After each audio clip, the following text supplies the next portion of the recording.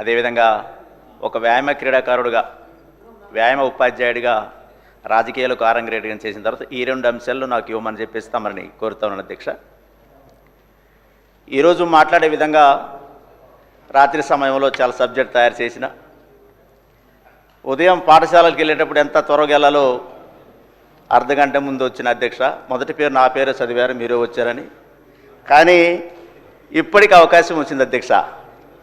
మీకు నేను ప్రత్యేకంగా మనస్ఫూర్తిగా ధన్యవాదాలు తెలియజేస్తా ఉన్నాను. రాష్ట్రంలో విద్యా వ్యవస్థ విప్లవాత్మకమైనటువంటి మార్పులు తెచ్చేందుకు గౌరవనీయులైన ముఖ్యమంత్రి గారు తీసుకున్న నిర్ణయానికి ప్రత్యేకంగా ధన్యవాదాలు తెలియజేస్తా ఉన్నాను. 25-26 బడ్జెట్లో 23,108 కోట్లు కేటాయించడం తెలంగాణ విద్యార్థి లోకం కరతల ధ్వనులతో హర్షం వ్యక్తం చేస్తుంది అధ్యక్ష. అదేవిధంగా విద్యతోనే సామాజిక అభివృద్ధి సాధ్యం. విద్య అనేది సింహపు పాల వంటిది, వాటిని త్రాగిన వారు గర్జించకుండా ఉండలేరు. డాక్టర్ బిఆర్ అంబేద్కర్ గారు చెప్పడం జరిగింది. ఒక చిన్న పాట అధ్యక్ష విద్య గురించి.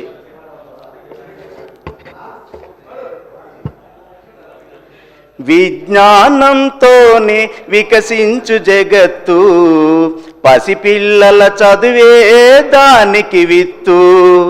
విజ్ఞానంతోనే వికసించు జగత్తు, పసిపిల్లల చదువే దానికి విత్తు. లేగదూడ గంతులు, పసిడి పూల కాంతులు, గాలి తరగ పిలుపులు, సెలయేటి అలల పరుగులు.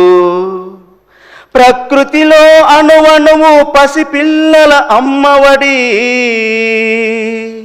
ప్రకృతిలో అణువణువు పసిపిల్లల అమ్మఒడి.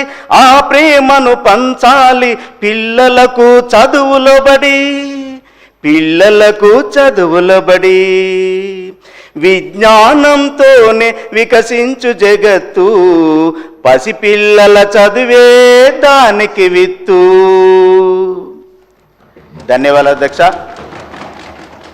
అదేవిధంగా రాష్ట్రంలోని విద్యారంగం ఉన్నటువంటి పరిస్థితిలో గత ప్రభుత్వ హయాంలో గురుకులాల సంఖ్య 1023కి పెరిగినప్పటికీ వాటికి సొంత భవనాలు లేక నేటికి అద్దె భవనంలో నడుస్తున్నాయి అధ్యక్ష.